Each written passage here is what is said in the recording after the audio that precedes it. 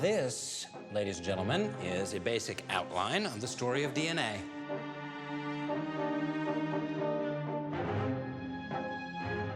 DNA stands for deoxyribonucleic acid, DNA. It is basically the chemical building blocks that make up our genetic code.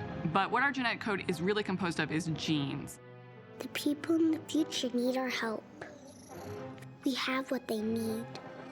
She says it's in our genes.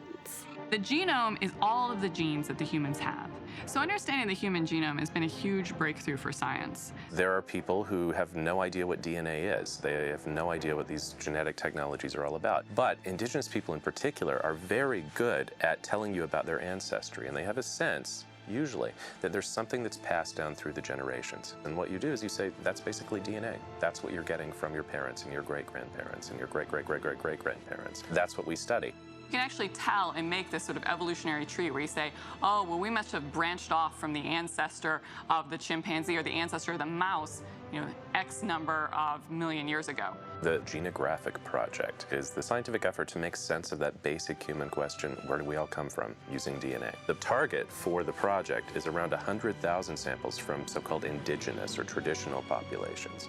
These are people who in many ways retain the genetic patterns of their ancestors. They give us a glimpse of what their ancestors' DNA would have looked like. They've lived in the same place for a long period of time. They often have a unique language. They have a connection to place that allows us to contextualize the DNA results.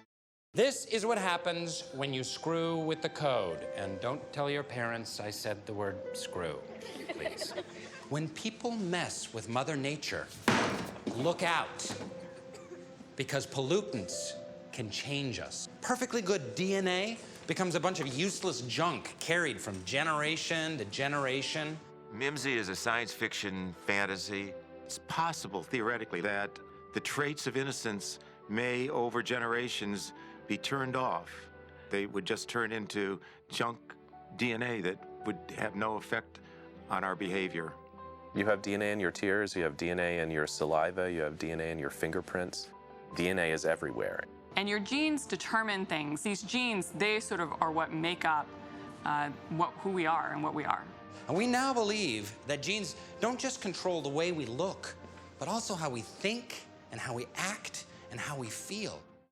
The big thing that's coming out of our work is the insight into how closely related we all are. It's very clear that we all came out of Africa very recently, within the last 50,000 years or so. That's only about 2,000 generations. So in the blink of an eye, in a kind of geological sense, we've generated this incredible diversity that distinguishes us as a species. We are 99.9% identical at the genetic level, so only 1 in every 1,000 nucleotide building blocks in our genome differs between two unrelated people. So we're all really members of an extended family carrying very similar DNA sequences. So to find these tiny differences that distinguish us are actually quite difficult. This is really exciting stuff. To be able to use DNA as a way to focus on very specific events that have happened in the last few hundred years, back to the very early days of our species and how we populated the world. We're trying to make those two things meet in the middle and create this seamless sense of continuity all the way back through time. In Emma's tears was the instruction for an awakening. And over time, humanity blossomed again.